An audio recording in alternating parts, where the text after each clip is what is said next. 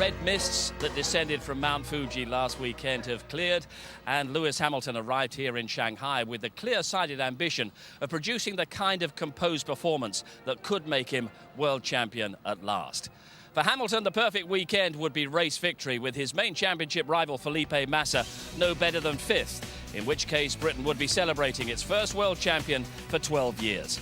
Other permutations could also give Lewis the title today, but the odds still seem to favour a title decider in the final round in Brazil, especially with Robert Kubica, also a distant contender. Even qualifying yesterday seemed to point toward that showdown in Sao Paulo. A brilliant pole position from Hamilton, but the two Ferraris piled on the pressure by filling the next two positions on the grid. But the title for Hamilton was certainly a possibility as they lined up for a Chinese Grand Prix, which is described by Martin Brundle and James Allen.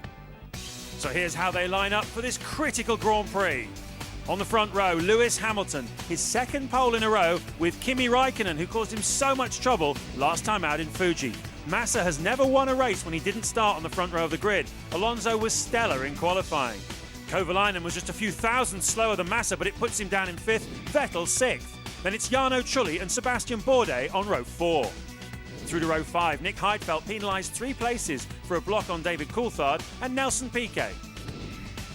Robert Kubica just outside the top 10. He's still a championship contender though, and Timo Glock is 12th. Rubens Barrichello completely outpacing his teammate Button. Rosberg's 14th. Then it's Coulthard and Webber, who dropped 10 places for an engine change. Nakajima had a poor day at the office in qualifying, so too did Jenson Button. They're on row 9. And Sutil and Fisichella bring up the rear. For this week's track guide, we've literally dragged Nick Heidfeld out of his racing car to come and have a look at the track with us. Nick, what do you think about this Chinese Grand Prix circuit? I quite like it. Actually, it's a modern circuit with a lot of runoff areas, but it still has a feel to it like it's not new. It's more like an old track. That's at least what I felt when I walked it the first time a couple of years ago. Now we're down at turn 1, and Fernando Alonso said you almost have to guess the braking and turn-in point here. Yeah, it's a bit blind, not only turn 1, but turn 2 as well, that we will see later. You don't have a lot of points that you can refer to. It's a pretty difficult corner. You arrive with nearly 200 miles per hour. And then the difficult part is that you brake into the corner. It's not like a normal straightforward one where you have straight line braking, turn in and then exit. It's a very, very long corner, which makes it difficult, but obviously interesting as well. And then the braking into the hairpin at the end of the straight is quite spectacular. It is spectacular, hopefully in the race, mainly for the fun of overtaking somebody. We've seen in the last couple of years it is a good overtaking, especially if it rains, but it is more straightforward at least than some of the other corners which are more blind. Hamilton on the right, Räikkönen on the left. It's a better getaway this time for Lewis Hamilton, and immediately he dives across and takes his line. Räikkönen follows him through and Massa behind, and we've got a crash at the back involving one of the two Toyotas. It may well be Jarno Trulli, but at the front Hamilton has got the break he wanted, and it's Kovalainen once again side by side with Fernando Alonso in a battle for 4th place. Yeah, and Kovalainen really holding his ground well. Alonso trying to come around the outside of him, it didn't work. Alonso having the perfect position for the braking. Kovalainen's best chance is to duck back underneath him, but he's locked his own brakes. There it is, Bourdais getting into the inside of Jarno Trulli, and Webber will get the job done from there, providing he can slow down when he arrives, which he doesn't. And can he keep around the outside now to give himself the turn in? That's going to get messy, and well, he was very late on the brakes, wasn't he? Oh, nice big oversteer moment there for Lewis, the sort of thing he takes in his stride. He'd already followed that Force India for 3 or 4 laps, 3 or 4 corners as well. And yeah, exactly. Yeah, do that 2 more times and I'll have you off the road. Coulthard and Bourdais getting a bit friendly down there. That was a problem. Yeah, it's a right front puncture. Right front puncture for Heikki Kovalainen. There's a rather resigned-looking Stefano Domenicali, just makes a radio communication. And Ted is in the pits with news on Ferrari. Yeah, just popped in there. I said to the guys, you know, are they going to make the swap? He kind of shrugged. Looks like they're about to do it. But he's also said that they've just backed off completely.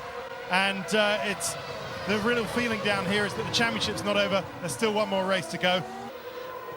Giving everything, bouncing across the curbs. He was fastest in all 3 segments of qualifying, and he's a couple of laps away from victory, so almost a clean sweep of the weekend. On to the last lap then for Hamilton. Massa second, Raikkonen third. He's got a 7-point margin going into the final round. Lewis Hamilton wins the Chinese Grand Prix, and here comes Felipe Massa, gifted the second place by his teammate. He will take the title fight on to Brazil, and that will be quite some spectacle. It felt great, and the cars felt fantastic since I arrived here this weekend, and even last weekend it was great. And so I was really able to extract a lot from it. And to get the win, being up front felt amazing. It was just my heart was just pumping the whole time. I felt at home, and I was just very comfortable up there. You know, it's coming from a race where we didn't do so well to come back here. I just felt it was great to get back up there. Well, I had a bit of graining sometimes during the race, and then when the tire came back in a very good way. I was doing good lap times, reducing the gap, but. For sure, in the beginning, it was not easy, and I mean, the car was not 100% easy during the whole weekend. If I'm not be able to fight for championship, if I'm second or 10th in the points, and then no difference for me. So I just try to make the best possible points for the team, and we try to fight for the championship. So we got good overall points for the team championship, and of course not exactly happy because we were not able to really push McLaren and try to win. So I want to say a big thank you to all my fans, but also all my family. Sent me great messages. All my cousins, they sent me great messages, and my family for being here. They've really, without those guys, I wouldn't have been able to do that today. So big thanks to them. Qualifying on pole, he led from start to finish. The perfect race, if not quite the perfect race result for Lewis Hamilton. Massa allowed into second by Raikkonen to keep the pressure on Hamilton in terms of the championship. Another fine drive from Fernando Alonso into fourth, Heidfeld in fifth, and that sixth place for Robert Kubica spells the end of his remote hopes of challenging for the title. Timo Glock in seventh and Nelson Piquet in eighth complete the point scorers. So after a huge season-long battle, it's come down to the last round, 2 drivers, and Lewis Hamilton, brilliant in China today, takes the same 7-point lead to Sao Paulo. That wasn't quite enough last year. And if Massa lost ground in the Drivers' Championship, Ferrari with second and third have got closer to a successful defence of their Constructors' Championship. It looks good for Ferrari, 11 points ahead, but there might still be room for a Sao Paulo surprise in that championship as well.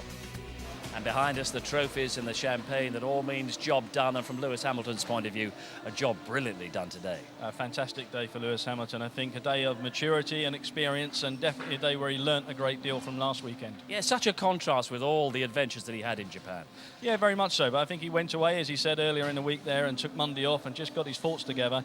And today put everything in practice, and he didn't make one mistake during the whole Grand Prix distance. And the only concern, and it was largely as a result of what we saw in Japan, what was he going to do off the start line? It was perfect. Well, it was perfect, and just as well, because he had those Ferraris breathing down his neck, but they never really got off the line. We all thought that there may be something from them and something special, but it didn't happen.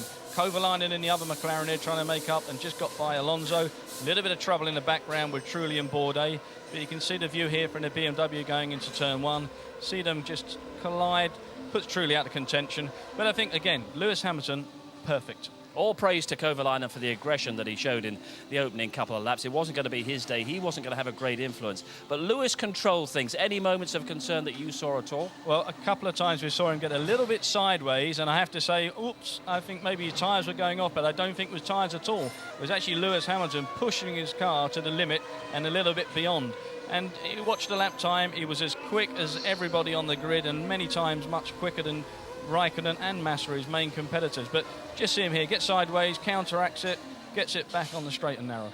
Team orders, of course, are illegal, but there was absolutely no doubt that Kimi Raikkonen was going to surrender that second place to Felipe Massa. What exactly, though, is the protocol between drivers for achieving this? Well, I think they discussed it before they got into the race, because they cannot have an instruction from the pit ward's example to tell them to do this manoeuvre. But obviously, just watch here, the differential in speed just flies by. And, you know, at the end of the day, you can see Ferrari working this out. They must make sure that Massa goes into Brazil with that point differential as small as possible to Lewis Hamilton. But it's a little bit tricky. You know, after this, Raikkonen then went on to do fast laps and faster than Massa. Yes, and it was clear that McLaren at that point also were thinking in terms of Brazil. Lewis was out there saving his engine, and they brought Kovalainen in. Yeah, well, Kovalainen had his own troubles during the race because he had a puncture, and that was a big problem for him. He got caught up in a couple of areas of concern on the edge of the circuit, and it just got that right front, clipped it, and you just see the tyre here deflate. Big problem for him. He's had some bad luck over the season, but he still hasn't been quick enough. But this is when they brought him in, McLaren deciding that possibility of his engine blowing, and if that engine did blow in front of Lewis Hamilton, it could have cost him the result. McLaren need to work together as a team, Kovalainen and Hamilton, because for sure in Brazil, Ferrari are going to do exactly the same. It's by no means straightforward, is it? It's not straightforward at all. You know what Formula One's like. We've seen it all season. Anything can happen. But we also know that Lewis Hamilton, from today's performance, can make it count, and I think he's going to do it again in Brazil. What kind of pressure do you feel will be on Felipe Massa in front of his home crowd, the chance to clinch the title in front of his home crowd? All the pressure of Brazil and all the pressure of Italy and Ferrari on his shoulders as well, and I don't think he's going to manage it. I think it's going to be a great weekend, but I do see Lewis Hamilton coming out on top. OK, Mark, thanks very much. But for the next couple of minutes, the pressure is on you. It's our ITV F1 competition. This weekend's fantastic prize is a trip for two to Australia for the first race of the 2009 Formula One season on the 28th and 29th of March next year. You and a friend will be flown down under, have 4 nights accommodation in a 4-star hotel close to the track, and be gifted 3-day race weekend tickets to enjoy the Grand Prix at the famous Albert Park circuit. So to be in with a chance of winning this great prize, just answer this question correctly. Which city currently hosts the Australian Grand Prix? Is it A, Perth, B, Melbourne, or C, Sydney? Here's the number to dial: 09049 596789. Calls cost £1 from a BT landline. Calls from other networks may be higher, and from mobiles will be considerably more. Or you can text F1 followed by your answer of A, B, or C to 63337. Text also costs £1 plus 1 standard network rate message. Digital satellite and cable viewers can enter by pressing the red button now. You can also enter for free at itv.com until 5 p.m. Friday 24th of October. Entrance must be 18 or over. Phone lines close 5 p.m. this coming Tuesday, the 21st of October, and entries made after the closing time won't be counted but may still be charged. Good luck with that, and now the title decider in Brazil in 2 weeks' time. Civilised afternoon coverage of both qualifying and the race itself. Is a 7-point lead for Lewis Hamilton going to be enough? Last year, amazingly, it wasn't. This year, surely on the evidence of what we've seen in Shanghai today, it's more than enough. Good night.